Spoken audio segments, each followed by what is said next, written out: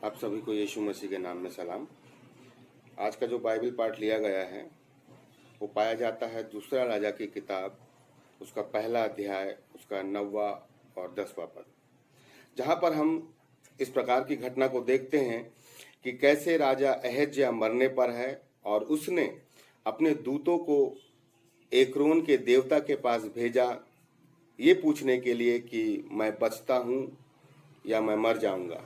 और उसी वक्त कैसे परमेश्वर का वचन तिशबी एलिया के पास पहुंचा कि तू जाके उस राजा से ये कह कि क्या इज़राइल में कोई परमेश्वर नहीं है। और परमेश्वर ने एलिया के माध्यम से उसको चेतावनी के शब्द दिया। प्रियो, उस जमाने में परमेश्वर अपने नबी को इस्तेमाल करता था। परमेश्वर नबियों के माध्यम से अपने संदेशों को अपने लोगों पर प्रकट करता था ताकि वो लोग चिताए जाएं, ताकि वो लोग उस चेतावनी भरे शब्दों को सुनकर अपने मन को फिराएं और वो पछताएं। आज भी परमेश्वर अपने नबियों के द्वारा, अपने लोगों के द्वारा, अपने वचनों के द्वारा परमेश्वर अपने लोगों को चेतावनी भरे शब्द देता है कि हम अपने मन को फिराएं, हम दोबारा कोई पाप में गिर ना जाएं। परमेश्वर ये चाहता है, वो संदेश इसलिए देता है ताकि हम लोग जो पापों में हैं और कई बार हम जिन गलतियों में रहते हैं, उन गलतियों में रहने के बाद भी हमें एहसास नहीं होता कि हम गलतियों में हैं। हमें ये लगता है कि हम सही हैं, लेकिन परमेश्वर का आत्मा हमें जांचता है, हमें परखता है, वह हमारे मनों को दूर से ही भांप लेता है। और परमेश्वर जब अपने लोगों को जान लेता है तो वो अपने नबियों के द्वारा अपने संदेशों को, अपने चेतावनी भरे शब्दों को हम तक पहुंचाता है ताकि हम लोग पछताएं। मेरे प्रियो, आज बहुत से लोग हैं जो पछताते नहीं। आज बहुत से लोग हैं जो अपनी गलती को एक्सेप्ट नहीं करते। आज सबसे बड़ी विडंबना विश्वासियों के जीवन के लिए यह है कि यदि उनको उनकी गलती उन पर प्रकट भी कर दी जाए तो वो अपनी गलती कभी एक्सेप्ट नहीं करते। वो अपने आप को छोटा नहीं बनाना मांगते। आज हर एक व्यक्ति जो पवित्र आत्मा पाया हुआ है, जो वचन का ज्ञान रखता है, जो दर्शन देखता है, जो भविष्यवाणी करता है, हर एक व्यक्ति ने अपना एक पद बना के रखा है, अपनी एक गरिमा बना के रखा हुआ है। लेकिन मेरे प्रियो, परमेश्वर बहुत महान है। कैसे वो गोलियात के आगे किसी बड़े योद्धा को नहीं, लेकिन एक छोटे से बालक को रख दिया था, वैसे ही आज परमेश्वर जो है बड़े बड़े नबियों के सामने छोटे छोटे बच्चों को रख देता है जो विश्वास में नए हैं, और उनके माध्यम से वो अपनी महिमा करवाता है। कैसे परमेश्वर एक छोटे से बच्चे के माध्यम से बड़े बड़े नबियों को भी आने वाले भविष्य की बातें बता देता है। कैसे यीशु मसीह 12 साल की उम्र में एक छोटा सा बच्चा कैसे शास्त्री फरीसियों से वो वाद विवाद करता था, ये परमेश्वर का ज्ञान है। परमेश्वर ने जगत के मूर्खों को चुन लिया है कि वो बुद्धिमानों को लज्जित करे। आज भी परमेश्वर ये चाहता है, या परमेश्वर अपने लोगों तक नबियों के माध्यम से वो संदेश हमें भेजता है ताकि हम अपनी गलती देख सकें, हम अपने आप को जांच सके, हम अपने आप का अवलोकन कर सके कि कहीं हम आत्मिक जीवन में कहीं गलत तो नहीं है। और जब हम इस बात को महसूस कर ले कि हम गलत हैं तो हम पछताएं कि हाँ, मेरे जीवन में ये गलती थी। उसी प्रकार से एलिया ने परमेश्वर के वचनों को सुनकर वो चेतावनी भरे शब्द राजा अहज्या को दूतों के माध्यम से भेजवा दिया। लेकिन प्रियो, आज कितने ऐसे लोग हैं जिन पर परमेश्वर की चेतावनी भरे शब्द वो प्राप्त कर पा रहे हैं। आज ये पहले के नबी हैं जो जिन पे परमेश्वर अपने चेतावनी भरे शब्दों को अपने लोगों के लिए देता था ताकि लोग जो हैं वो परमेश्वर से जुड़े।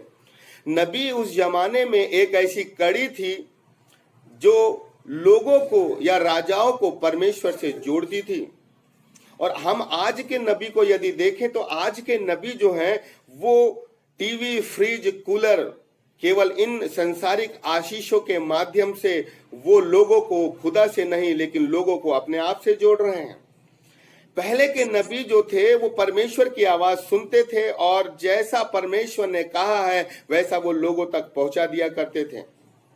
लेकिन आज के नबी, आज के विश्वासी केवल संसारिक आशीषों तक ही सीमित रह गए हैं। क्या आज हम ये सुनना चाहते हैं कि हमें टीवी मिलेगा कि नहीं मिलेगा, हमें शादी होगी कि नहीं होगी, जो जीवन साथी होगा वो कैसा होगा, आने वाले समय में हमारे पास गाड़ी होगी कि नहीं होगी, हमारी सेवा किस स्तर में होगी। आज हम लोग ये सुनना चाहते हैं। लेकिन कितने ऐसे लोग हैं जो ये सुनना चाहते हैं, खुदा मेरे जीवन में कुछ कमी है, खुदा मेरे जीवन में कुछ ऐसी गलती है जो मैं समझ नहीं पा रहा हूं, लेकिन मैं आत्मिक जीवन में इतनी प्रार्थना कर रहा हूं, इतना वचन का मनन कर रहा हूं, लेकिन फिर भी मेरे जीवन में आत्मिक उन्नति क्यों नहीं है। जब हम प्रभु में इतनी मेहनत कर रहे हैं लेकिन हमारी आत्मिक उन्नति नहीं हो रही है, तो समय है कि हम अपने आप को जांचें और खुदा से हम उस चेतावनी भरे शब्दों की मांग करें कि खुदा अपनी महिमा, अपने चेतावनी भरे शब्द मुझ पर प्रकट कर, ताकि मैं सुधरूं, मैं पछताप करूं कि मेरे जीवन में गलती थी। खुदा, आज हम लोग किसी भी नबी से हम अपने जीवन की कमी को नहीं सुनना चाहते। हम कहाँ गलती कर रहे हैं, किस बुरी जगह फंसे हुए हैं, किन गलत निर्णयों में हमने अपना जीवन गुजार दिया, हम ये सुनना नहीं चाहते। पर हम ये जरूर सुनना चाहते हैं कि आने वाले समय में खुदा हमें कैसा इस्तेमाल करेगा, आने वाले समय में खुदा हमें कैसे, किस स्तर में नौकरी देगा। मेरे प्रियो, आज के जो नबी हैं उन्होंने केवल टीवी, फ्रिज और संसारिक और भौतिक वस्तुओं से लोगों को अपने आप से जोड़ के रख दिया है। लेकिन आज के विश्वासी भी इस कदर से संसारिक आशीषों के दीवाने हो चुके हैं कि वो खुदा के उस जलाल को समझना नहीं मांग रहे हैं, उन वचन की गहराई को नहीं समझना मांग रहे हैं कि खुदा उनके जीवन से किन भौतिक वस्तुओं को दूर कर कर किन आत्मिक वस्तुओं को देना चाहता है। आज हर एक विश्वासी जो है वो ये जरूर सुनना चाहता है कि उसके जीवन में आने वाले समय में वो किन किन उत्तम आशीषों को पाएगा, लेकिन अपने जीवन को वो टटोलना नहीं चाह रहा है कि उसके जीवन में कौन सी ऐसी गड़बड़ी है जिसको खुदा देखना नहीं चाहता। आज बहुत से ऐसे कम नबी रह गए हैं जो खुदा की चेतावनी को सुनकर लोगों तक पहुंचाए, और ऐसे बहुत से कम विश्वासी रह गए हैं जो खुदा की उस चेतावनी भरे शब्दों को आज सुनना चाहते हैं। आज सब लोगों ने कान की खुजली के कारण अपने अपने लिए उपदेशक बटोर लिए हैं। जैसा वो सुनना चाहते हैं वैसा वो अपने लोगों से, अपने नबियों से जुड़ चुके हैं। लेकिन हम इस बात को समझने की कोशिश करें कि परमेश्वर ये चाहता है कि वो अपने नबी को हमारे पास इसलिए भेजता है कि हम अपने जीवन की गलतियों को जाने, हम अपने जीवन में आत्मिक जो हम गड़बड़ियों में फंसे हुए हैं, जो हमें समझ में नहीं आ रहा है, हम उन बातों को समझने की कोशिश करें और हम उन चीजों से पछताएं और खुदा की तरफ वापस लौट के जाएं। उस जमाने में नबी जो थे वो लोगों को परमेश्वर से जोड़ते थे मेरे प्रियो। और मैं आपको बता दूं कि परमेश्वर आज, कल और युगान युग एक जैसा है। वो भी ऐसे व्यक्ति की तलाश कर रहा है कि जो व्यक्ति परमेश्वर के चेतावनी भरे शब्दों को सुनकर लोगों तक पहुंचाए। आज बहुत से नबी हैं जो खुदा की चेतावनी भरे शब्दों को सुनने के बाद भी वो लोगों तक उन चेतावनी के शब्दों को पहुंचा नहीं रहे हैं। वो ये सोचते हैं हम क्यों अपना व्यवहार खराब करें, वो ये सोचते हैं कि वो बुरा मान जाएगा, वो ये सोचते हैं कि वो हमारी कलीसिया छोड़ देगा, वो हमको छोड़ देगा। लेकिन मेरे प्रियो, परमेश्वर के नबी कभी इस बात की चिंता नहीं करते कि वो व्यक्ति मुझसे जुड़ा रहेगा या वो मुझे छोड़ देगा, लेकिन वो इस बात की जरूर चिंता करते हैं कि जो खुदा ने मुझे बोला है मुझे वो काम करना है। क्योंकि मेरा काम ये नहीं है कि कोई व्यक्ति मुझसे जुड़े या ना जुड़े, लेकिन मेरा काम ये जरूर है कि मैं परमेश्वर से जुड़ा रहूं। मैं परमेश्वर से जुड़ा रहूंगा तो परमेश्वर का संदेश मुझ तक पहुंचता रहेगा। मुझे इस बात को समझना है कि परमेश्वर के शब्द मेरे लिए बहुत मायने रखते हैं।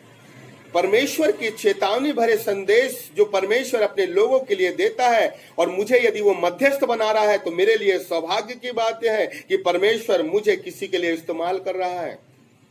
मेरे प्रियो,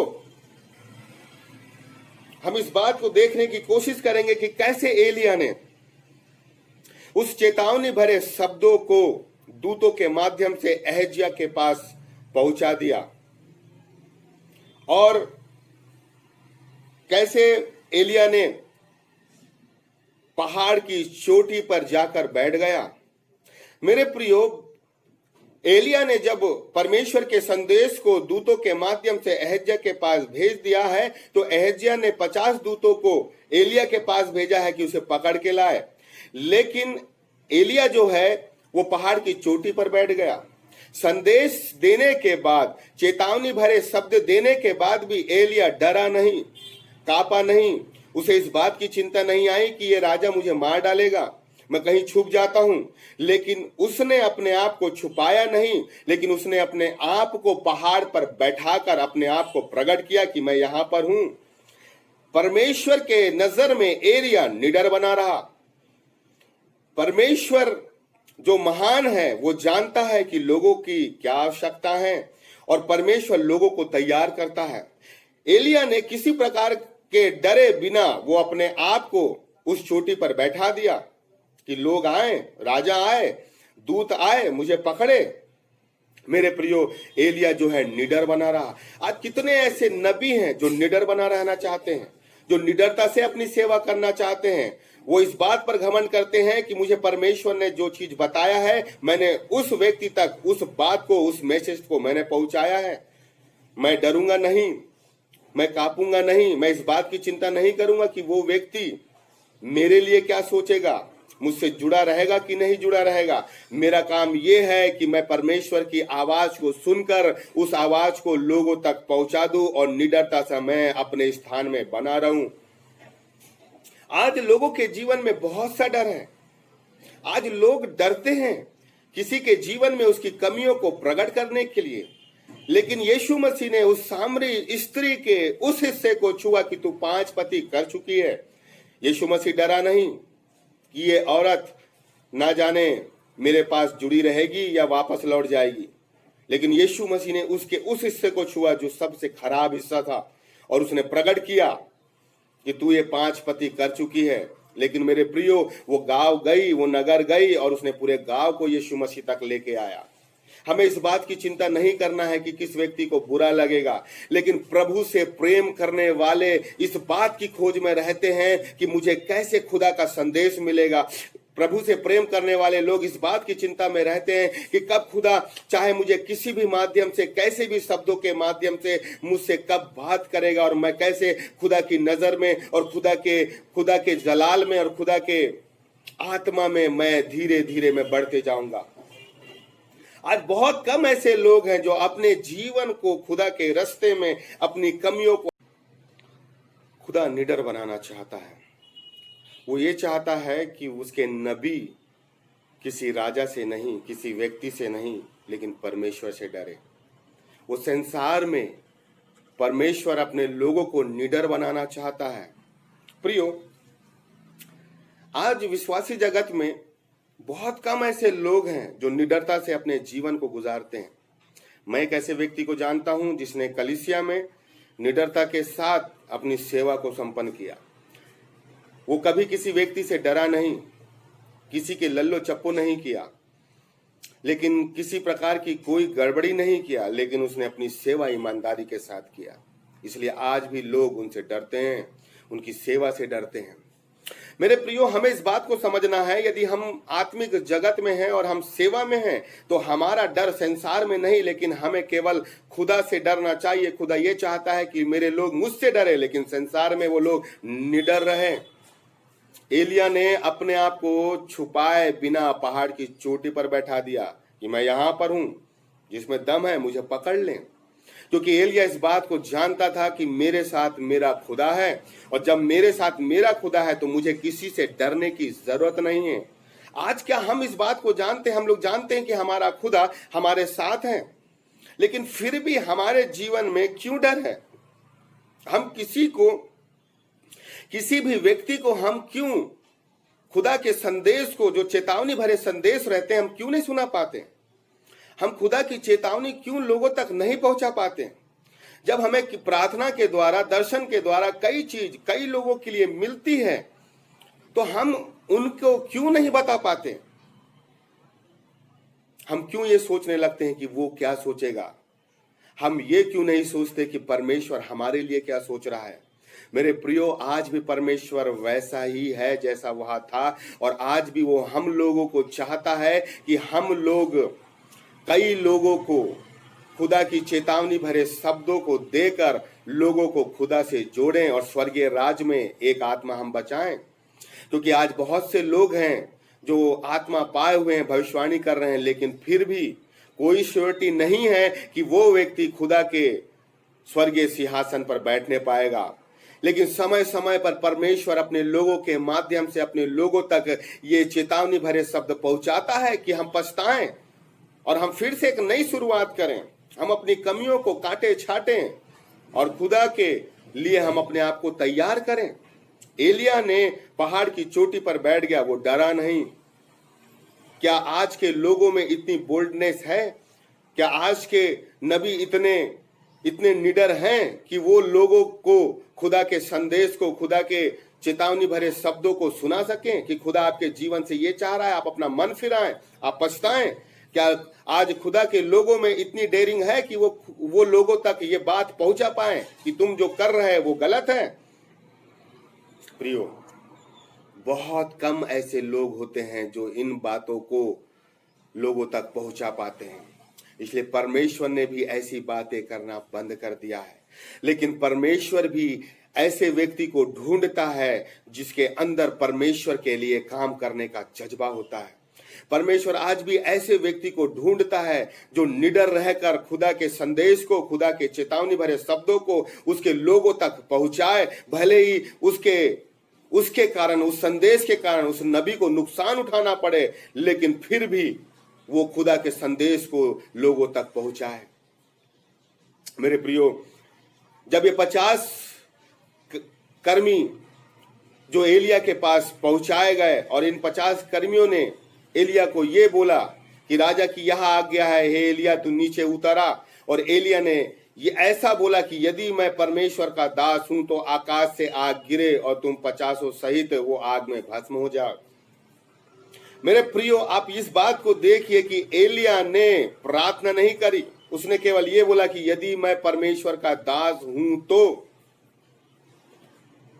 आज एलिया ने अपने आप को प्रूफ नहीं किया, लेकिन परमेश्वर ने आकाश से आग गिराकर यह प्रूफ किया कि ये एलिया मेरा दास है। आज बहुत से लोग हैं जो इस बात को जानते हैं और इस बात को प्रूफ करने में लगे हैं कि परमेश्वर हमारे साथ है। आज बहुत से लोग हैं जो इस बात को प्रूफ करते हैं कि परमेश्वर ने हमसे बातें करी, वो दर्शन की बातें हमसे करी, वो भविष्यवाणी हमको दी, परमेश्वर हमारे साथ है। आज बहुत से लोग हैं जो इस बात को प्रूफ करने में लगे हैं कि परमेश्वर हमारे साथ चलता है, लेकिन कितने ऐसे कम लोग हैं जिनके लिए परमेश्वर इस बात का दावा करता है कि इसके साथ मैं चलता हूं, इसके साथ मैं काम करता हूं। आज बहुत से लोग हैं प्रियो जो अपने आप को प्रूफ करने में लगे हुए हैं, वो अपने आप को जस्टिफाई करने में लगे हुए हैं, अपने आप को बड़ा बताने में लगे हुए हैं कि परमेश्वर हमसे बात करता है, हमसे काम करवाता है, हमारी सेवा में वो परमेश्वर का महिमा काम करता है। लेकिन कितने ऐसे कम लोग हैं जिनके द्वारा परमेश्वर ये प्रूफ करता है कि इसकी सेवा में मैं जुड़ा हुआ हूं, इसके साथ मैं लगा हुआ हूं, इसके साथ मैं सेवा कर रहा हूं। प्रियो, एलिया ने प्रूफ नहीं किया, लेकिन परमेश्वर ने एलिया के लिए प्रूफ करके दिखाया कि ये मेरा दास है। आज क्या परमेश्वर हम लोगों के लिए ये प्रूफ करता है कि परमेश्वर ने हमें अपने दास का दर्जा दिया हुआ है।